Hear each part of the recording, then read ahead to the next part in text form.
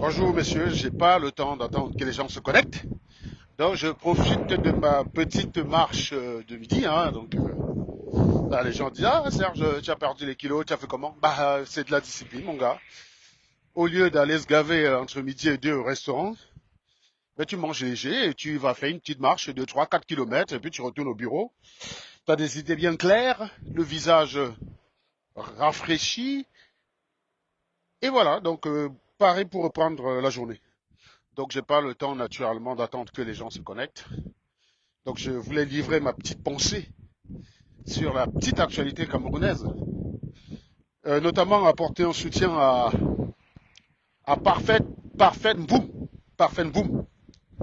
Parfait que j'ai eu l'occasion d'ailleurs par le passé de fumer. Hein. Vous voyez, c'est pour ça que je dis on n'est pas les épreuves ne sont pas figées dans le temps. Vous pouvez fumer quelqu'un il y a 4, 5 ans et apprécier la même personne 10 ans plus tard parce qu'elle a évolué ou alors parce que sur un sujet, elle fait exactement ce qu'il faut faire. C'est ça qu'on appelle la cohérence. La cohérence, c'est pas de dire je te déteste aujourd'hui, je dois te détester demain. Même si tu sauves un enfant de la noyade, ça c'est la connerie, ça c'est la stupidité noiresque dans laquelle on s'enferme. C'est pour ça d'ailleurs qu'il y a des personnes qui vont venir par exemple défendre Philippe Simo, Marlène Mvoutou, non pas parce qu'ils ont des bonnes raisons de défendre ces personnes. Non, non, non, non. Ils les défendent simplement parce que le procureur en face s'appelle Serge Anango. Et c'est ce type d'animal, ce type d'individu qui pullule notre pays et qui donne en fait qui fait le Cameroun ce qu'il est. Voilà. Donc oui, Parfait Voum, c'est quelqu'un qui peut le passer. Et encore une fois, c'était pas un fumage par détestation. C'est parce que vous savez que j'attache une importance forte à la méthode. Et il se trouve que Parfait Voum, dans le cadre de l'affaire de la mort du père Bala, il n'avait pas été méthodique comme je le souhaitais, parce que il était parti sur place. Et il est revenu en disant que ce qu'il a vu là-bas prouvait que la mort du prêtre n'était pas simple. Je lui ai demandé qu'est-ce qu'il a vu. Il a dit, il a parlé avec les gens. J'ai dit, mais t'étais sur place? Oui. Est-ce que tu sais qu'on a retrouvé un mot à côté du corps du Benoît Bala? Il me dit oui.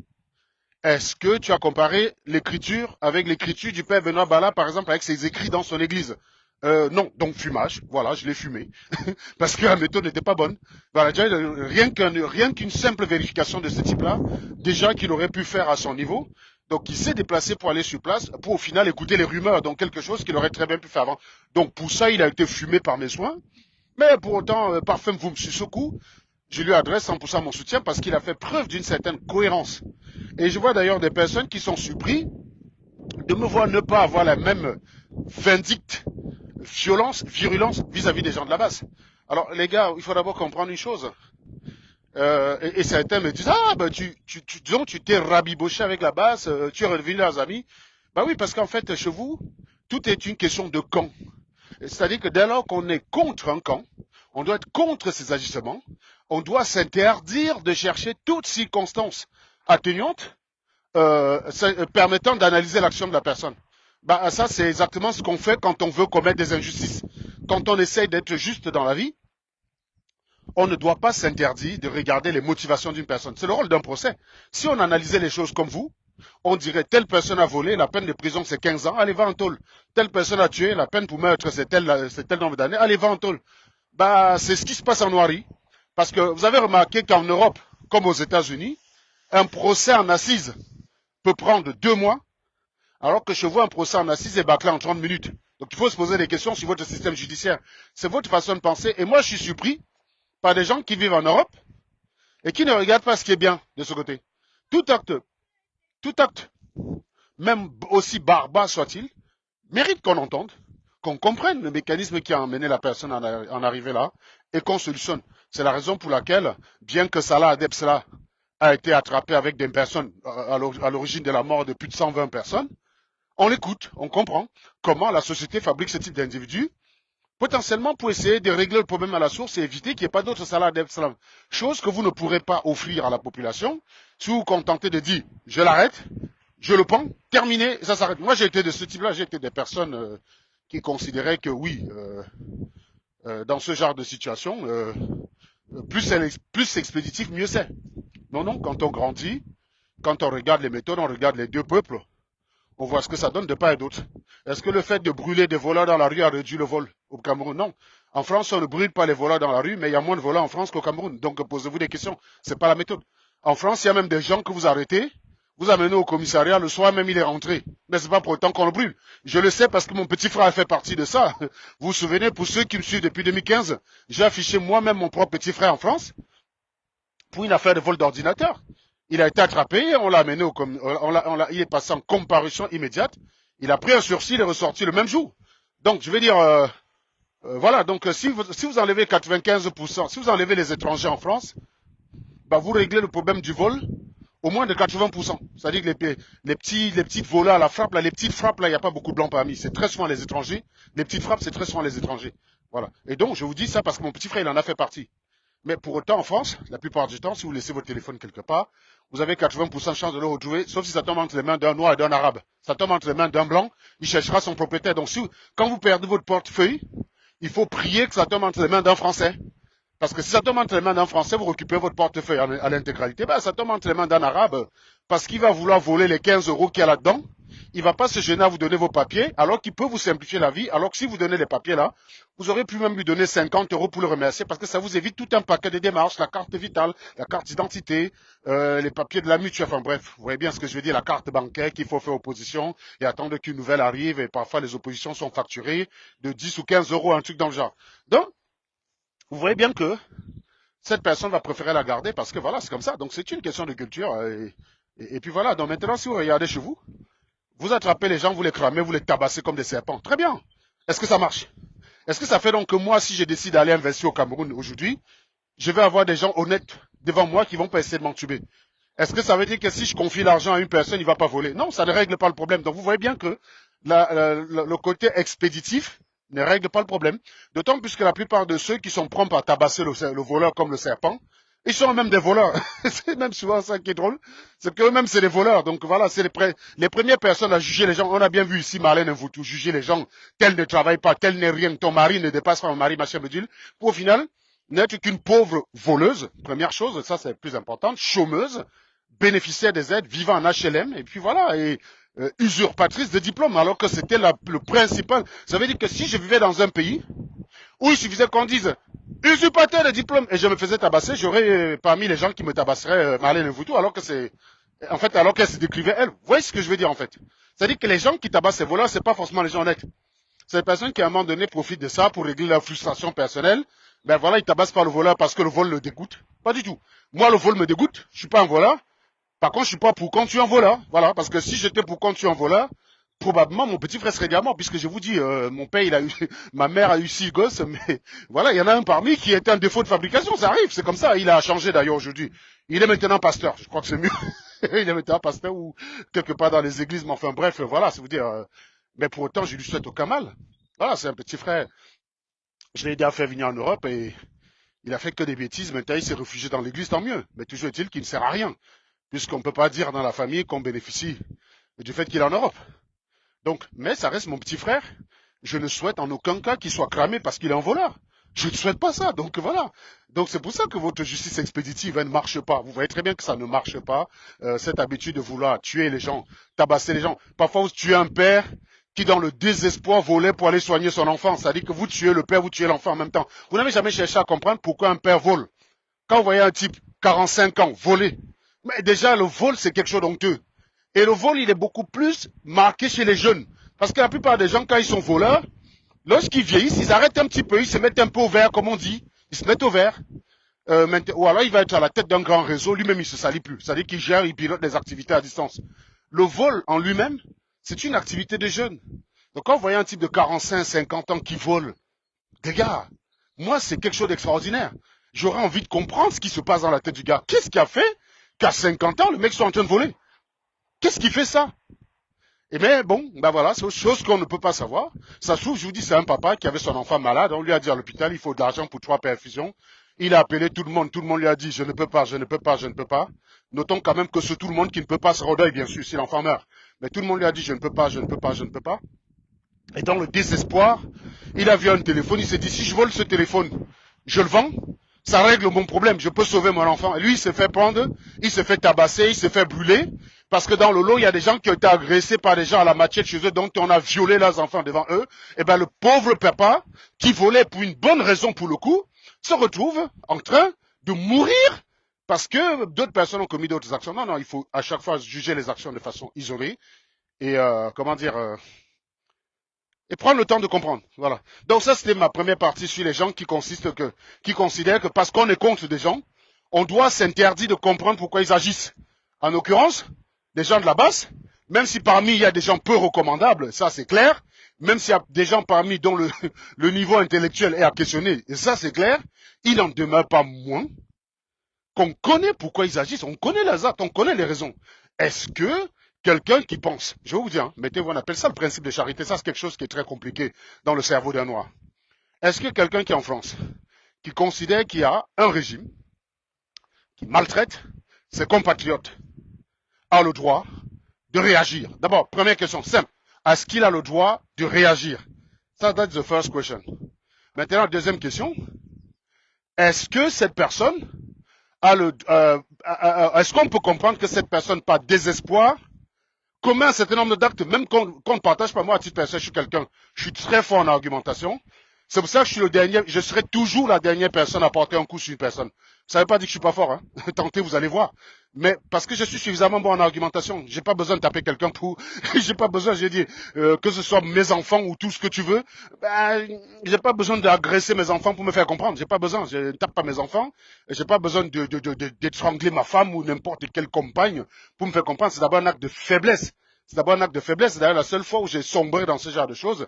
C'était purement par faiblesse et crise de confiance. C'est-à-dire qu'un homme clairement normal, qui a toute sa tête, qui jouit de toutes ses facultés, qui a confiance en lui, il n'a pas besoin de ça pour convaincre une personne. Il n'a pas besoin. Donc je serai toujours le dernier à porter le coup sur une personne.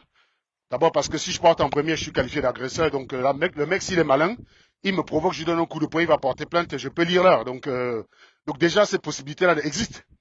Parce que les gens, j'ai souvent constaté que sur la toile, il y a des gens que ça ne dérange pas de gagner par lâcheté. Moi, perso, ça me dérangerait. Gagner un duel par lâcheté, j'aurais honte. J'aurais envie de me jeter d'une falaise. Ça n'a aucun plaisir de gagner un truc par lâcheté. Ça n'a jamais, moi, je vous dis, hein, il y a plus d'élégance à accepter sa défaite que de vouloir remporter un duel par lâcheté. Personnellement. Moi, je trouve plus de grandeur dans quelqu'un qui dit oui, ce gars-là, Ngannou, non, il est plus fort que moi. je vais pas aller me frotter en Ngannou. Non, il est plus fort. J'accepte. Plutôt que celui qui va aller chercher Ngannou, Ngannou va lui filer une claque, il va aller s'en prendre aux nourrissons de Ngannou qui a 6 mois. Et il va être satisfait. Moi, je sais que beaucoup de gens sont satisfaits de ce genre de choses. Pas moi. Personnellement, ça ne m'apporte rien. Donc, je préfère à la limite accepter que quelqu'un me dépasse que d'être lâche. Mais je sais qu'au Cameroun, il n'y a aucun problème à être lâche. Du moment où le résultat compte. Par exemple, tu as un animal qui me donne rendez-vous dans une gare, il vient à 3.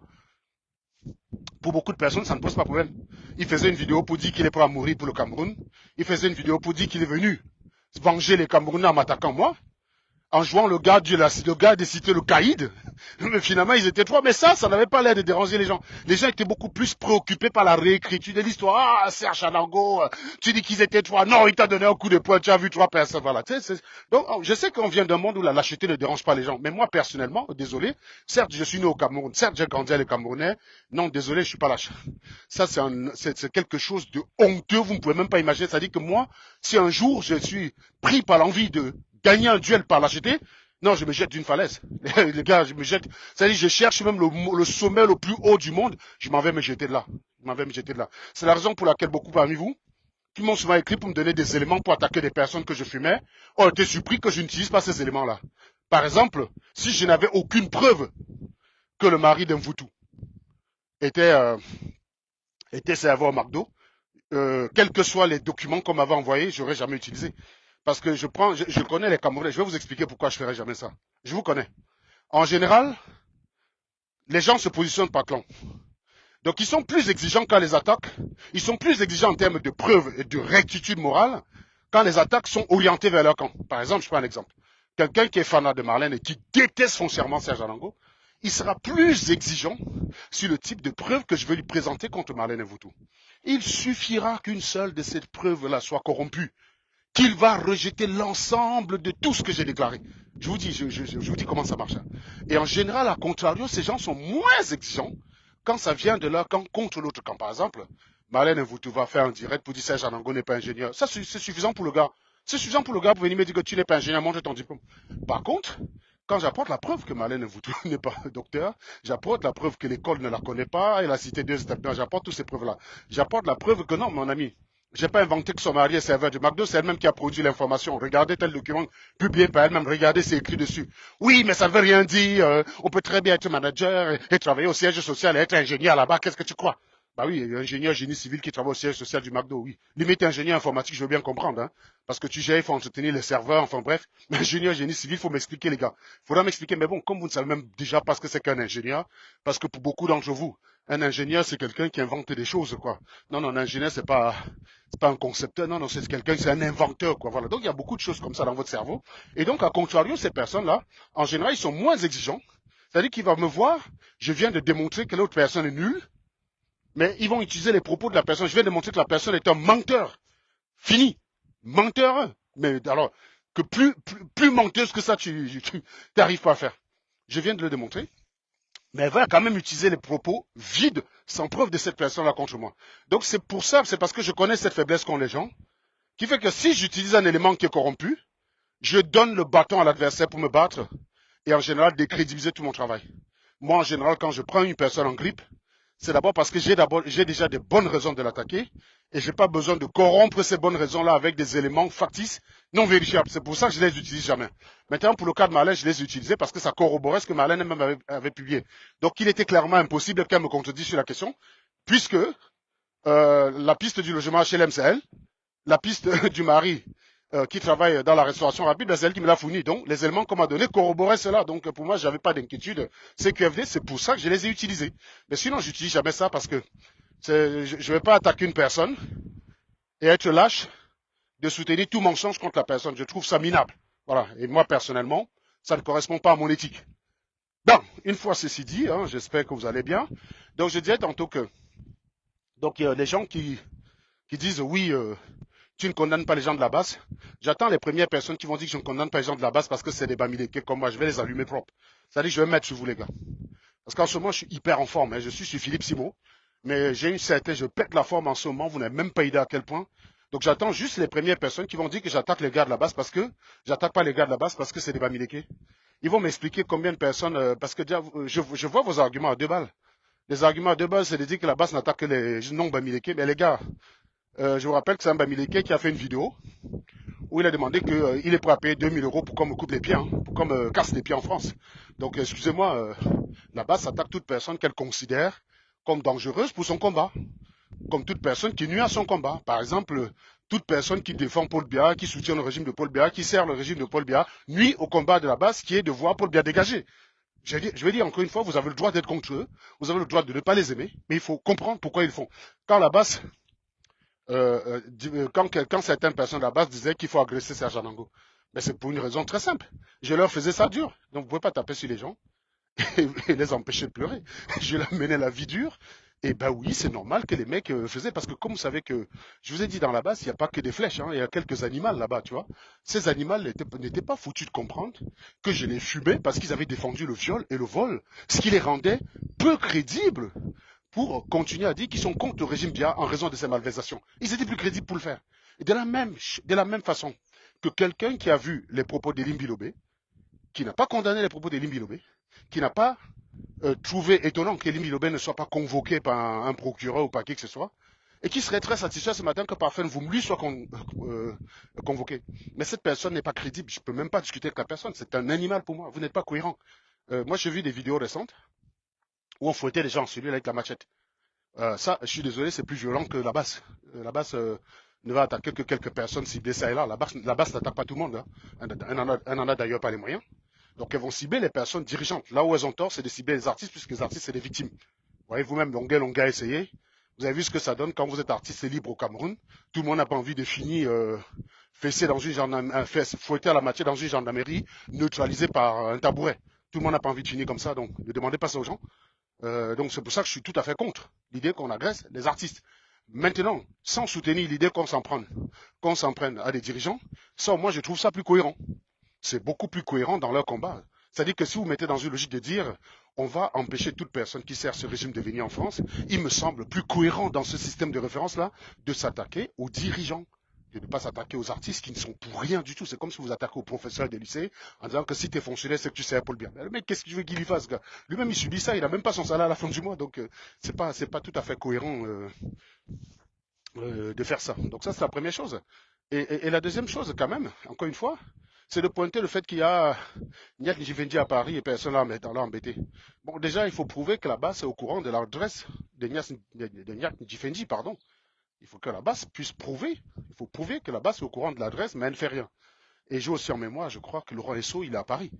C'est les éléments que j'avais présentés à Élise Battante quand j'ai discuté avec elle il y a de cela une semaine ou 2 semaines, je ne sais plus, qui étaient venus avec les mêmes types d'arguments. Donc j'ai remarqué que déjà, ils ont leur mot d'ordre, hein, c'est du wording, quoi.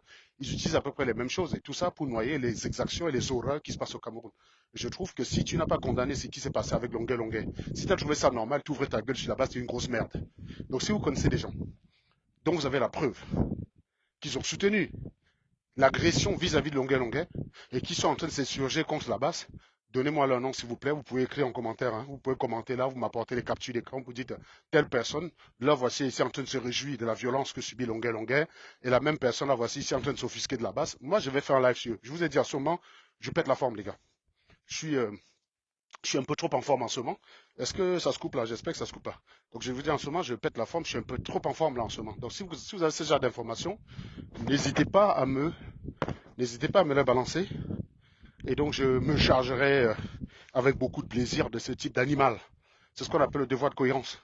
Si j'ai attaqué la base, c'était justement pour les mêmes raisons. Vous ne pouvez pas condamner les exactions de Paul Biya et me demander de couvrir le viol et le vol dans la base, il ne manquerait plus que ça. Et pas plus que je ne vais condamner les actions de la base et fermer les yeux sur ce que Longuet Longuet a subi et sur ce que certaines personnes subissent. Quand je vois des personnes qui disent on agresse des gens simplement par leur opinion politique, mais les mecs, il y a pire que ça au Cameroun. Il y a des gens en prison pour délit politique. Qu'est-ce que vous me racontez, les gars? Est-ce que vous avez condamné ça? Que fait Bibou Nissak en prison? Que fait Bibou Nissak en prison? Que fait Alain Foguet en prison? Vous pouvez m'expliquer? Qui peut me dire, j'ai regardé l'acte de condamnation, l'acte de mise en examen, l'acte d'inculpation, appelez ça comme vous voulez au Cameroun, qui peut me dire, j'ai regardé ce document-là, les éléments étaient constitués et, au regard de la loi camerounaise, il méritait d'aller en prison. Qui peut me dire qu'il a ce document? Ça fait, ça fait quelques mois que je traque des sardinats sur TikTok qui disent tous que non, non, non, non, la justice a fait son travail. De leur dire, mais dites-moi comment la justice vous a convaincu. Vous croyez qu'un procureur sert à quoi? On vous a tellement habitué à un système de médiocrité au Cameroun que vous pensez qu'un procureur, il sert à quoi? Un procureur, il est là pour assurer sa population que la justice fait son travail justement tel qu'elle devrait le faire. On n'est pas en train d'arrêter les gens pour rien. On n'est pas dans une sorte de délit d'opinion. On n'est pas en train de faire, comment on dit, je sais pas. Moi, je vous pose la question. Vous pensez qu'un procureur, lui, sert à quoi? Vous pensez qu'un procureur sert à quoi? Le procureur, il a pour dire, cette personne est en garde à vue parce qu'il y a tel élément contre lui, ta, ta, ta, ta, ta, ta. Voilà le rôle du procureur. Il va le présenter à la presse va l'examiner. Vous, on arrête des gens, vous n'entendez rien, vous entendez seulement après qu'ils ont été condamnés, vous n'avez rien, vous venez sur Internet et dites, oui, oui, il a condamné ça, les gars, moi, je suis cohérent. Je suis de ceux, là, si les gars de là-bas se souviennent, je suis de ceux qui douchaient leur enthousiasme quand ils se réjouissaient de l'enfermement de Mebengo. Quand on a arrêté Mebengo, on a mis Mebengo en prison, ils étaient contents. J'ai dit, mais vous êtes contents de quoi? Vous avez la preuve qu'il a volé?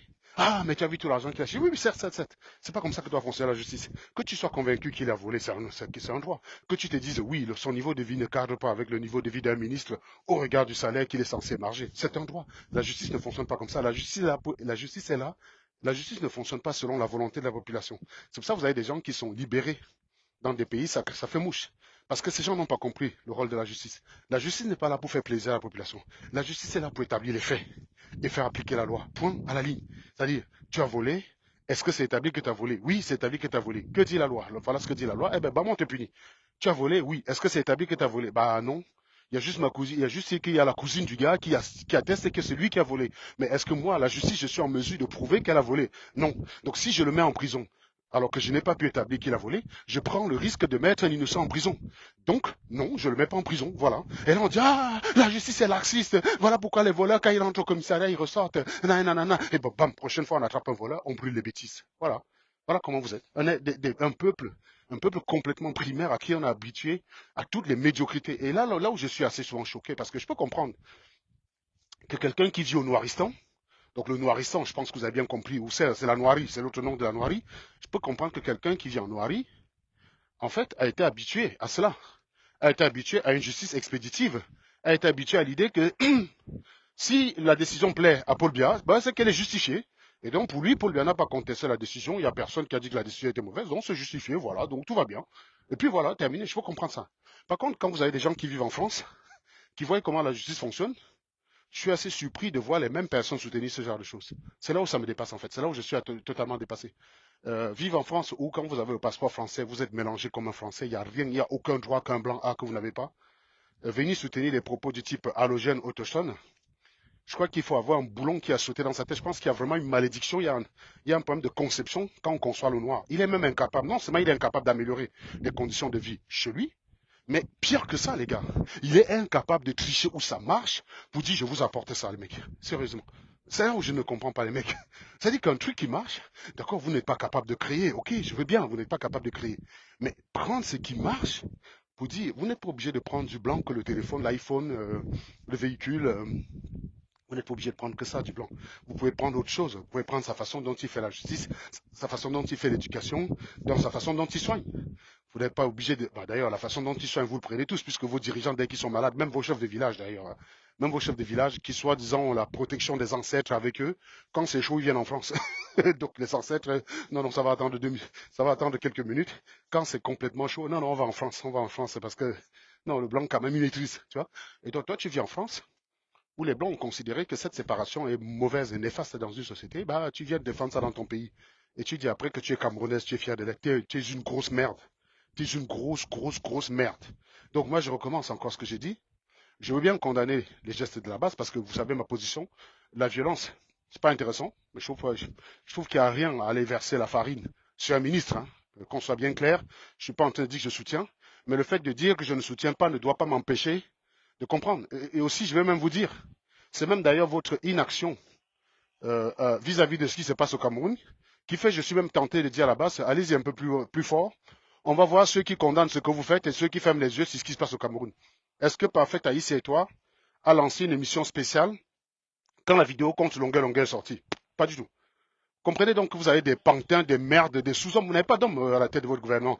Et la seule personne sur ce plateau qui se conduit comme un homme, c'est Parfait Mvoum.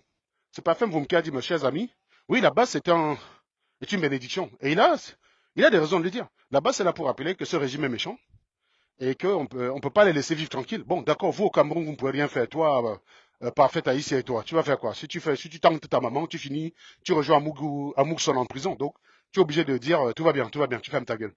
Mais Parfait, vous me dites, oui, autant vous ne pouvez pas le faire, mais il y a d'autres qui peuvent le faire. Donc, laissez-les faire. Voilà, c'est tout. Je veux dire, il a été un homme. C'est le seul qui est un homme qui est capable de dire vous n'êtes pas cohérent.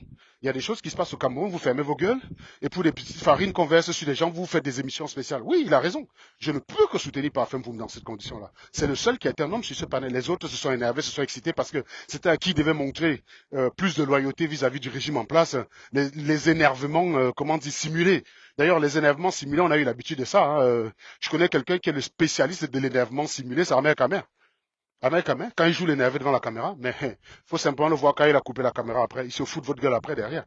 Non, non, les énervements simulés, histoire de dire bien, bien, écoute, écoute, certes, j'étais sur le panel avec Parfait, mais j'étais du RDPC, j'étais du SDF avec lui, mais non, non, non, non, non, non, non, je ne suis pas d'accord avec ça, je ne suis pas d'accord avec ça. Ça, c'est des conneries, les mecs. Arrêtez vos conneries. Il a été un homme, il vous a rappelé, il vous a contré avec tous vos éléments, il ne vous restait plus que ça, et maintenant, ce matin, s'il a été convoqué au CED ou je ne sais pas où, c'est bien parce que ses propos ont été très dérangeants. Et donc il a mis le doigt où ça fait mal. Voilà. Condamnez toutes les violences. Ne condamnez pas les violences qui vous arrangent et vous taisez celles qui vous dérangent. Et ce que je suis en train de vous dire là, ça vaut également pour la basse. Parce que justement, tous les problèmes que j'ai eus avec eux venaient du fait qu'ils avaient voulu appliquer cette logique-là dans leur camp. C'est-à-dire que dénoncer ce qui va mal dans notre camp, c'est donner la balle à l'adversaire. Moi, j'ai jamais compris ça. Je veux dire, vous croyez que quand j'affiche mon propre petit frère voleur, vous croyez que je donne les balles à qui? Moi, je suis responsable de ce que je fais, pas de ce que les autres font. Je suis assez responsable de montrer que je condamne les exactions où qu'elles viennent. Je suis responsable, c'est mon travail, c'est mon devoir. C'est de prouver que je condamne les exactions d'où qu'elles viennent. C'est la seule chose que je peux faire. Je suis pas responsable de ce que les autres font. Je suis responsable de ce que je fais. Et je suis responsable de ma réaction vis-à-vis de ce que les gens font. Si je condamne l'enfant de Zogo au vol avec violence, estimant qu'on doit le pendre, ben, ça veut dire que le jour où c'est Sean, mon fils, qui se retrouve en train de voler, je dois tout à fait trouver normal que quelqu'un justifie qu'on le pende, quoi. C'est tout à fait logique. Je vais pas dire non, non, le vol c'est mal quand c'est la fille d'un Voutou, par exemple. Et puis subitement, ça devient quelque chose. Oh, il faut comprendre, hein, tu vois bien. Non, non, non, non, il y a des bonnes raisons parce que c'est mon enfant. Ça, c'est des conneries. Et je pense que c'est beaucoup plus à ça qu'on vous a souvent habitué. C'est à ce type de médiocrité qu'on vous a habitué. Et vous êtes tout le temps en train de considérer que ce qui est valable pour vous ne vaut pas pour les gens. Et on vous a éduqué dans cette duplicité qui consiste à cacher ses méfaits pour aller critiquer ceux des autres. Pendant des années, quand un Voutou attaquait les gens sur Internet, elle se gardait de dire qu'elle est au chômage et qu'elle n'a jamais travaillé. Quand elle attaquait les gens sur Internet par rapport à leur situation professionnelle, elle se gardait de dire que son mari, c'est le bas de la société, c'est le rat des pâquerettes. Hein. Je rappelle que la grille des salaires en France, c'est connu, n'importe qui peut aller taper sur Google. Grille distribution des salaires en France. Vous n'auriez aucun mal à remarquer que ceux qui sont au-dessus de 7 800 euros bruts appartiennent aux 1% des Français les mieux payés. Donc si vous êtes dans ce live et que votre salaire brut c'est plus de 7 800 euros, eh ben considérez-vous que vous êtes parmi les 1% les plus riches. Donc ça ne manque pas. Je dis ça parce que il y a souvent des crétins qui viennent sur Internet qui disent Mouf, tu gagnes plus que qui? Tu veux que tout le monde peut gagner ça? Non, non, c'est pas vrai, c'est pas vrai. Donc la grille des salaires là. Hein. Et donc cette grille des salaires dit, la même grille des salaires dit que la plupart, 80% des gens gagnent moins de 3 000 euros. Voilà, 3 000, moins de 3 800 euros. D'ailleurs, j'ai vu un exercice de statistique l'autre jour sur ma fille qui fait seconde. C'était justement sur cette distribution de salaire, qui disait que le salaire moyen, c'est 2 000 euros en France. 2 400 euros, pardon, 2 449 euros, très exactement. Et le salaire médian était à quelque chose comme 1 800 euros. C'est-à-dire que le salaire médian en statistique, c'est quoi? C'est le salaire qui divise la population en deux parties égales. C'est-à-dire que quand on te dit le salaire médian c'est 1 860 euros, ça veut dire que 50% des Français gagnent moins de 1 860 euros et 50% des Français gagnent plus de 1 860 euros. En fait, c'est le meilleur indicateur de la situation salariale d'un pays. C'est pas la moyenne. Parce qu'il faut savoir que dans les 2449, il y a le salaire de Mbappé, il y a le salaire de Bolloré, il y a le salaire de Bernard Arnault, il y a le salaire de Xavier Niels, il y a le salaire de Serge Anango. Voilà, il y a tout ça qui est compté parmi. Voilà. Il y a le salaire de Christian Matip, à qui je fais un coucou aussi, qui est compté. Donc, c'est pas très représentatif. Donc, ça peut vous donner le sentiment que non, non, les gens sont bien payés en France. Parce que le salaire médian, c'est 2449. Non, en réalité, le vrai salaire indicateur, c'est celui de la médiane. Donc voilà, il faut regarder la grille des salaires en évoluant. Ça vous permet de savoir si quelqu'un dit vrai. Par exemple, dans un live où il y a 100 personnes, si vous avez 3 personnes qui montent et qui disent je gagne 10 000 euros par mois, sachez que la probabilité que ce soit vrai, elle est presque nulle. Dans un système où la fréquence est de 1%, dans un échantillon de 100, avoir 3 personnes qui cochent, c'est très faible, c'est très faible. Donc voilà, c'est par exemple, c'est un peu comme quand tu lances le dé, hein, avoir un triple 6, c'est une chance sur 216, quoi. Voilà. Donc, quelqu'un qui lance 8 fois qui lance 3D 8 fois, et il a 3 fois le triple 6, il y a un problème. Voilà. Normalement, il faut qu'il lance 216 fois pour avoir une chance d'obtenir le triple 6. Il peut pas, s'il a le triple 6 3 fois d'affilée, ça correspond plus à la triche qu'au hasard. Alors le hasard est possible, attention. Hein. Quand on dit une chance sur 216, ça ne veut pas dire que c'est impossible d'avoir 3 triple 6 d'affilée. C'est possible. Si vous êtes 10 millions à jouer à faire ça sur la planète, oui, la probabilité qu'il y en ait un qui laisse est assez forte. Voilà, donc c'est pas impossible.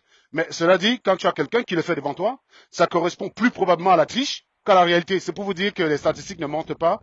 Dans un live où il y a 100 personnes, la probabilité que vous avez 3 gars qui montent, par exemple, dire Anango, tu gagnes plus que qui? Moi, je gagne plus que toi. La probabilité qu'il soit 3 sur un échantillon de 100, alors qu'on est dans un échantillon qui est uniformément distribué. Hein. Je suis pas dans un live de trader, parce que si je suis dans un live de trader, il y a ce qu'on appelle en statistique le biais de sélection. C'est-à-dire que ça devient tout à fait normal, ça devient même extraordinaire de voir quelqu'un dans ce panel-là dire qu'il gagne moins de 7 800 euros, puisque le biais de sélection fait que on s'attend normalement à voir des gens qui gagnent plus de 7 800 euros.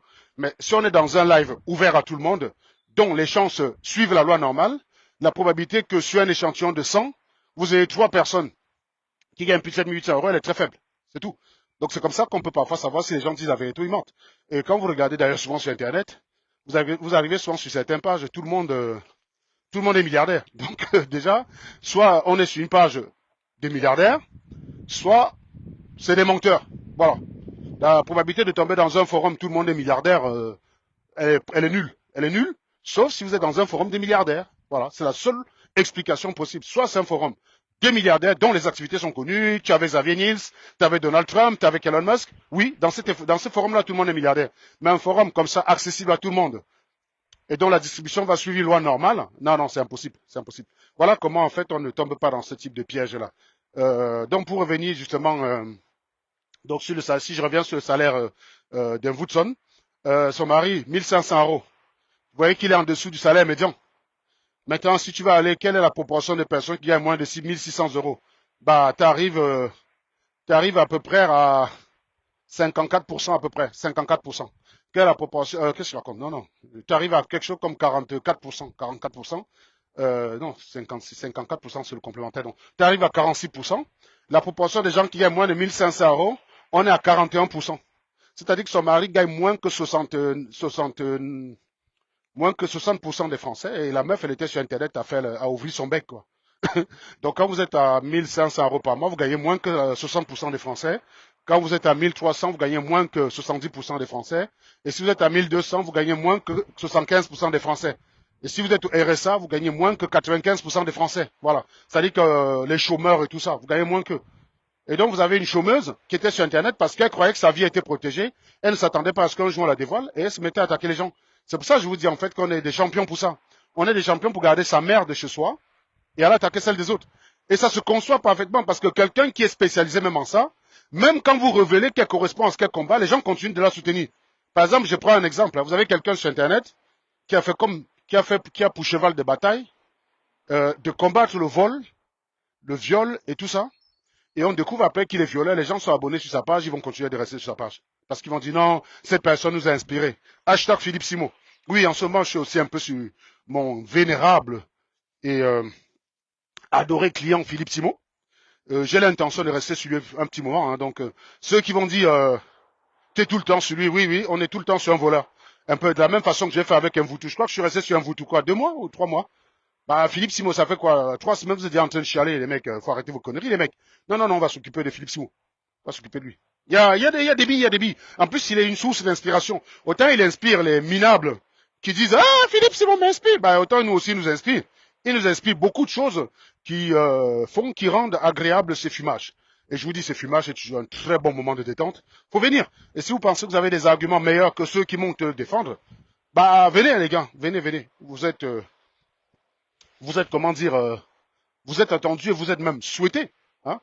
Voilà, donc, c'est tout ce que je pouvais vous dire concernant cette réaction de Parfenvoum, où vous avez quelques personnes qui m'écrivent en privé, qui s'attendent à ce que je combatte, à ce que je sois systématiquement contre les gens de la basse. Bah, je suis bien sûr contre certains, il n'y a pas de sujet là-dessus. Mais c'est pas le moment encore de faire des petits guéguerres à 2 balles. Il y a un moment pour tous les mecs. Je me suis occupé d'eux pendant quelques années. Vous croyez que je vais passer ma vie, je vais avoir comme métier fumeur des gens de la basse, y compris gratuitement, quand vous avez des Philippe Simodéo qui attendent et qui ne demandent qu'à être fumés? Ben non, les gars, non, non.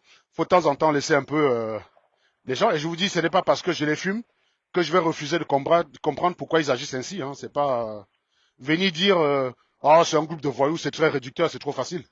Je pense que si tu veux être un voyou en France, bah, tu as intérêt à être voyou sur quelque chose qui va t'apporter de l'argent. Je sais pas, va dealer la drogue, va casser les maisons la nuit, tu voles les portefeuilles, j'en sais rien, c'est beaucoup plus intéressant. Dire que ces gens font ça simplement parce que c'est des voyous, c'est très réducteur, c'est nul, voilà, c'est nul. Donc il y a bien une essence derrière, il faut en discuter, voilà. Mettez-vous autour de la table. Oui, monsieur, je suis sardinard. Vous êtes quoi? Vous êtes taliban? Est-ce que vous considérez que c'est la bonne méthode? Bah non, c'est pas la bonne méthode, mais on a que ça. Voilà, toi, qu'est-ce que tu veux? Bibounissa fait quoi en prison? Bah oui, c'est vrai, je suis sardinard, mais je trouve que l'arrestation de Bibounissa n'était pas justifiée. On va essayer de voir ce qu'on peut faire à notre niveau. Et puis, vous retournez dans votre parti politique. Vous demandez quand même que la gestion du pays ne soit pas aussi clivante. C'est comme ça qu'on peut régler le problème. C'est pas d'aller sur les plateaux télé et de dire c'est une bande de voyous ou je ne sais pas quoi, ou c'est des bandits, ça veut rien dire ça. C'est le niveau zéro de la réflexion. Ça vous dit. Une fois que vous avez dit ça, vous n'avez strictement rien dit. Vous êtes juste un minable qui avait agité ses lèvres et sa bouche et a produit un son. Voilà, c'est tout. Donc, qu'est-ce qui te distingue d'un chien? Qu'est-ce qui te distingue d'un chien? Moi, je vois pas. Donc, voilà pourquoi je soutiens. Et s'il y a quelqu'un, là, en commentaire, qui pense que je ne devrais pas soutenir Parfum Poum, j'ai encore 10 minutes avant d'arriver au bureau, et bien que la personne envoie sa demande. Je la prends. Aucun problème. J'ai encore 10 minutes de marche avant d'arriver au bureau. Donc je peux prendre quelqu'un avant d'y arriver. Je crois que j'ai terminé ce que j'avais à dire. S'il y a quelqu'un qui n'est pas d'accord, s'il y a quelqu'un qui pense que je fais ça parce que je soutiens les frères du village, qu'il envoie sa demande, les gars, qu'il envoie sa demande. Voilà. Donc je pense que vous ne pouvez pas m'attaquer là-dessus. Et c'est aussi l'une des raisons qui a motivé le fait que pendant quelques années, je m'asseye sur les BAMS. Voilà. Je pense pas que vous avez fait mal aux BAMS comme moi, les gars. J'étais très, très inspiré quand il s'agissait de les traiter, gars. Non, vous n'avez rien fait. Même les pieds tribalistes bêtis, vous n'avez rien fait. Vous n'avez rien fait. Qui peut attaquer les BAMS comme moi? Qui peut les énerver comme j'y arrivais? Vous n'êtes pas né, vous n'êtes pas né. Vous avez des attaques à deux balles, je comprends même pas comment ils sont énervés par rapport aux vôtres. Par contre, je comprends pourquoi ils pouvaient être énervés par rapport aux miens. Parce que, un, non seulement je les connaissais, deux, j'étais l'enfant de la maison, et trois, j'utilisais tous les artifices intellectuels possibles pour les zigouiller. Donc les mecs, quand ils regardaient le fumage comme ça, bah, ils ne pouvaient que se contenter de dire que ça leur fait mal. Ils vont dire jaloux. Bah, ils vont dire jaloux de quoi? Bah, c'est mort. Ils vont dire, oh, tu fais ça parce que tu es frustré. Bah, frustré de quoi? Lombo, qui tout réussit carrément. Eh, ils étaient dans la merde. Ils étaient dans la merde. La plupart des tribalistes que vous allez souvent voir au Cameroun, c'est des ratés, hein. Fallait regarder la live, c'est des ratés. Il n'y a même pas besoin de s'énerver. Il y a juste à regarder leur vie de merde et se consoler avec ça. Oui.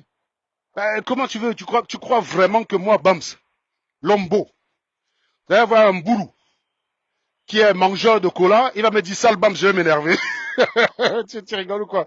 Moi, j'ai tué Wanda même d'ailleurs sur les joueurs de foot qui se plaignaient, qui sortaient du stade parce qu'on imitait les cris de singe. Bon, tu as un salaire en millions d'euros mensuel ou annuel si tu veux. Tu as un animal là, il est boulanger, il gagne ses 1400 € par mois, il a cotisé 3 mois pour acheter le billet pour venir te regarder jouer, il imite les cris de singe, tu chiales ta maman. Ben, t'es un minable, mon gars. Les gens comme comment on appelle ça, Vinicius ou je sais pas quoi là, ou même d'ailleurs Samuel Eto'o en son temps. Celui qui avait eu la bonne réaction, c'est le gars sur qui on a lancé la banane, il a pris la manger. Il a dit, ben les gars, il a lancé, il a tiré son cornet comme si de rien n'était. C'est ça la bonne réaction. C'est ça la réaction d'un homme qui sait ce qu'il vaut. Tu crois vraiment que je vais marcher comme ça, un dédé du PMU, un édenté, soi-disant raciste, va dire sale noir, je vais m'énerver. Quand il se regarde, il me regarde, qui est plus proche de la représentation que le monde se fait du blanc. Quand il se regarde, lui, avec ses dents bizarres là, il vit, il vit dans la rue, il a des taches noires sur ses ongles partout, alors que moi, noir, j'ai les mains bien blanches, quoi. Donc, qui est beaucoup plus proche de ça? Tu crois que je vais m'énerver par rapport à ça? Jamais. Jamais de la vie. Donc, c'est pour ça que je vous dis, en fait, que c'est soit une crise de confiance. Par contre, moi, je comprends que mes attaques fassent mal. Parce que oui, ils sont bien élaborés, c'est pas du hasard. Et quand je veux attaquer les gens, ouais, je sais utiliser la physique, je sais utiliser les statistiques, je sais utiliser tous les outils que j'ai appris à l'école. Tout, la philosophie, tout y passe. Là, tu es obligé de dire, ouais, le mec, il est quand même instruit, mais ça fait mal, hein. Tu n'as pas tu n'as aucune consolation, mec. Tu n'as aucune consolation. Voilà. Donc, c'est une façon de dire que, non, personne n'a traité les BAMS mieux que moi. Donc, quand tu avais me dit que je soutiens les frères du village, arrête tes conneries, mec. Arrête ça. Donc, je vous dis, hein, s'il y a quelqu'un, je vois qu'il n'y a personne qui envoie la demande. Donc, voilà. Donc, les gens ont compris ce que je voulais dire. C'était l'essentiel de mon propos. C'est l'essentiel de mon propos. Les gens qui disent, oui, tu t'es rabiboché avec tes frères. Non, non, non, venez défendre votre parole. Venez me dire pourquoi je devrais condamner la basse. Et avec Elim Bilobé. Et quand après je condamne ce que Longa a subi, Elim Bilobé lui ferme sa gueule. Et puis je dois trouver ça normal. Ben montez les gars, montez. Hein. Montez, on en discute. Ah, il n'y a personne. Voilà. Je rappelle ici, parce qu'il y a souvent certains animaux qui viennent en commentaire, je rappelle que je suis le seul qui aime privilégier les contradicteurs. Quand je dis contradicteur, ça veut dire que quelqu'un monte avec une idée. Hein. Il contredit ton idée et il défend son idée de façon rationnelle. C'est pas quelqu'un qui monte, qui parle de toi, qui te raconte une histoire de couscous ou une histoire dormie debout et il faut que tu l'écoutes parce qu'il a le droit de parole. Non, tu n'as pas le droit de parole dans mon live. T'as pas le droit. Tu as le droit de parole dans mon live quand tu traites du sujet, point barre. Quand tu traites du sujet sans faire du sophisme. Dès que tu fais ton premier sophisme, je t'arrête. Pas parce que j'ai peur de ce que tu vas dire. Si j'avais peur de ce que les gens allaient dire, je ne serais pas public. Non, non, je t'arrête parce que tu me perds le temps. Je te fais gagner du temps parce que si tu utilises du sophisme, c'est que d'une manière ou d'une autre, ton raisonnement sera invalide.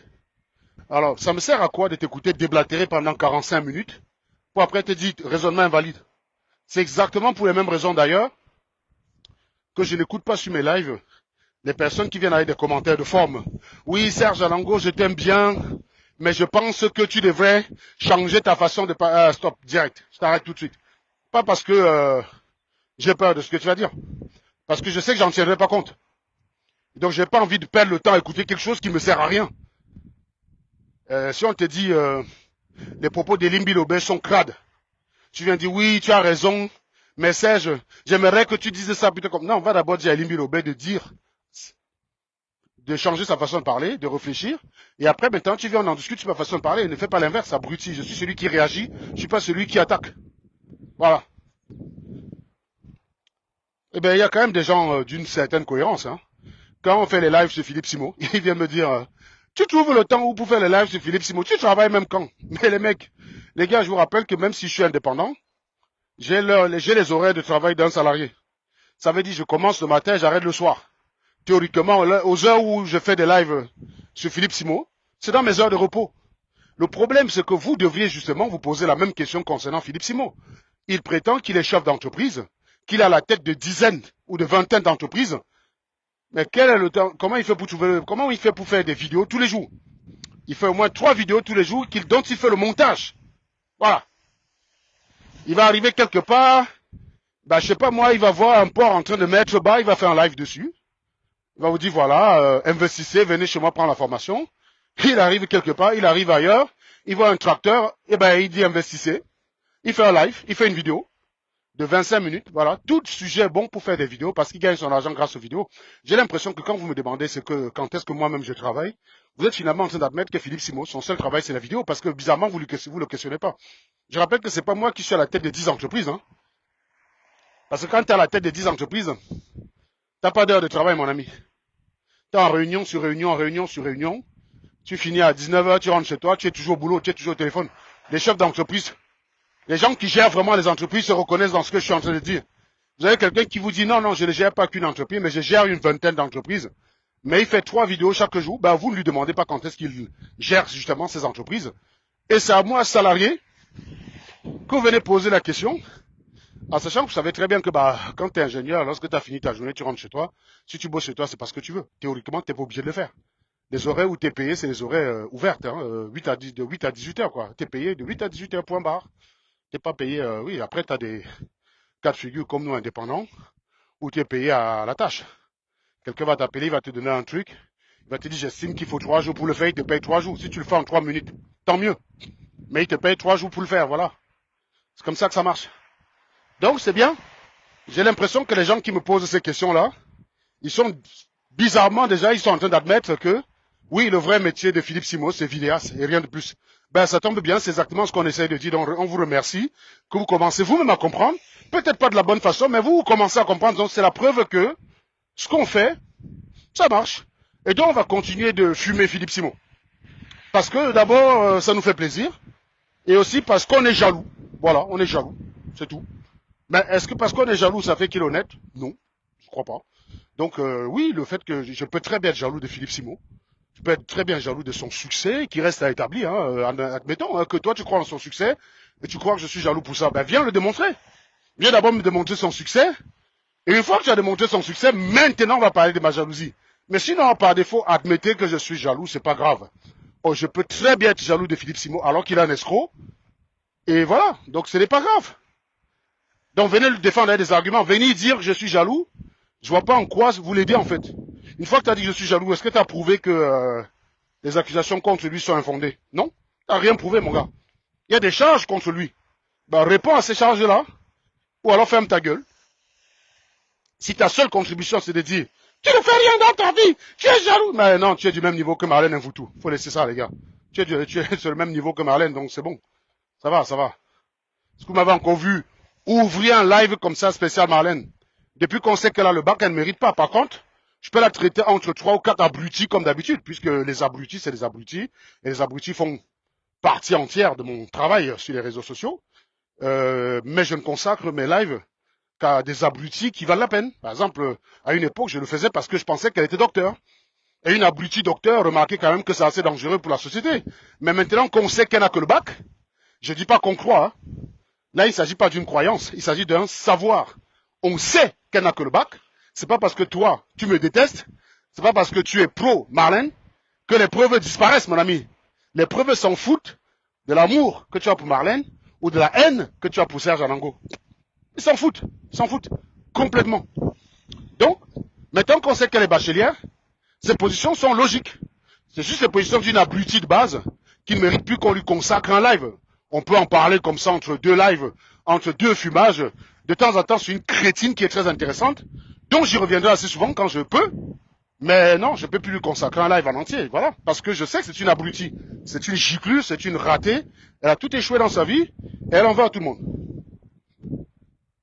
Non, bah si, Jean-Bernard, on est jaloux, non? Il faut seulement accepter. Moi, les mecs, quand ils te disent que tu es jaloux, ils veulent que tu te justifies. Mais non, considère que je suis jaloux. Maintenant, établis donc que ma jalousie annule les charges contre lui. C'est ça que je veux savoir, en fait. Est-ce que le fait que je sois jaloux, ça rend Philippe Simosekile, ça n'inverse pas la situation? Celui qui vient me dire, tu es jaloux d'un Voutou. Désolé, mon gars, c'est possible, hein? Je suis jaloux d'un Voutou. Ok, je suis jaloux parce que son papa était directeur de la CATV et qu'elle avait la possibilité, quand elle était un enfant, de pouvoir regarder Melrose Place et Beverly Hills en exclusivité, quand nous, on était obligés d'attendre une semaine. Tiens, allez, imaginons que c'est ça. En quoi ça fait qu'elle est docteur et son mari docteur ou ingénieur? Ça change rien, mon gars. Le fait est que, elle n'est rien. Et donc, que je sois jaloux ou pas, ça change rien. Donc, oui, admettons que je suis jaloux. Maintenant, prouve que ce que je dis est faux. Je sais pas, conteste les éléments que j'ai. Vous savez que la négation, tu nies une accusation qui est infondée, mais quand tu as une accusation qui se base sur quelque chose, tu peux plus la nier, tu es obligé de la réfuter. Vous voyez, c'est comme ça que ça marche. Par exemple, je dis Jean-Bernard est un voleur, c'est pas vrai. Il n'a pas besoin de faire plus, il n'a pas à me prouver qu'il n'est pas un voleur. Ça n'a aucun sens. C'est à moi de prouver qu'il est un voleur. Maintenant, je dis Jean-Bernard est un voleur, il y a eu tel braquage à tel endroit, on le voit sur la caméra. Là, il ne peut plus venir dire il peut plus venir dire je ne suis pas un voleur. On dit c'est toi qui es sur la caméra, je ne suis pas un voleur. Non, ça ne suffit plus, mon ami. Ça ne suffit plus. Et c'est là qu'avec votre niveau de chèvre, vous ne savez pas faire la distinction entre une accusation supportée et une accusation tout court. Vous voyez? Par exemple, Marlène dit Anango n'est pas ingénieur. Toi, tout court, tu me demandes de prouver mon diplôme. Elle t'a présenté quoi comme preuve? Rien. Pourquoi je dois te prouver que je le suis? C'est elle qui dit que je ne le suis pas. C'est à elle de te montrer les démarches qu'elle a entreprises pour établir cela. Est-ce que je suis venu vous dire qu'elle n'était pas docteur comme ça? Non. On vous a donné la démarche, on vous a apporté les preuves en direct. C'est comme ça qu'on fait. Et là, elle ne peut pas se contenter de nier. Là, elle est obligée de réfuter. Mais comment elle va réfuter?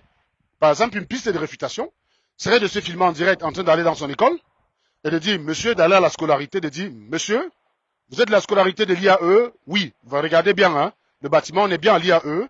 Le monsieur qui est là, c'est le responsable de la scolarité. Ce monsieur confirme bien que dans les documents, je suis inscrit dans cette école de telle année à telle année et je suis diplômé de cette école-là. Terminé, voilà comment on réfute. Mais tu ne peux pas venir dire, Anango n'est pas ingénieur. C'est ça la différence entre vous. C'est pour ça que quand vous êtes un bon manipulateur, la noirie, c'est un très bon gisement. Voilà. Je suis arrivé à mon poste de boulot. Il faut que j'aille recommencer à travailler. Parce que nous, on doit travailler, les gars. Voilà. J'ai apprécié cet échange. J'ai apprécié cet échange avec vous. Si vous avez apprécié, mettez les cœurs avant de partir et puis partagez. Hein. Ne laissez pas. Ne trouve pas que le live était bien, que tu le gardes pour toi seul. Tu es égoïste, connard. Non, tu likes, tu mets les cœurs et tu partages. Tu comprends? Tu mets les cœurs et tu partages. Tu partages, tu envoies ça même dans ton village, même si tu es écan. Parce que le Cameroun nous appartient à nous tous. C'est ensemble qu'on va construire le Cameroun. Le peuple bamileke ne va pas déménager. Faire des lives tous les jours sur le peuple bamileke, c'est débile. Le peuple bamileke ne déménagera pas. Vous êtes condamnés à vivre ensemble. Donc ça sert à rien de faire des lives, les Bami, et c'est un message sur Bamileke, les gars. Les écans ne vont pas déménager, hein. Vous êtes condamnés à vivre ensemble. Vous êtes un peuple condamné à vivre ensemble. Donc toi, si tu penses que les méthodes là sont de la merde, partage même dans ton village. Tu leur dis non, ne suivez pas les Limbirobel et Onangini. C'est des animaux. On n'a pas à s'inspirer de ce genre de personnes. Ils sont contre l'unité nationale. Donc partage. Bonne journée à vous tous et à très bientôt. Et pour ceux qui me suivent sur TikTok, rendez-vous pour les prochains lives chez Philippe Simon, comme d'hab. C'est le sujet du moment. À très bientôt. Ciao.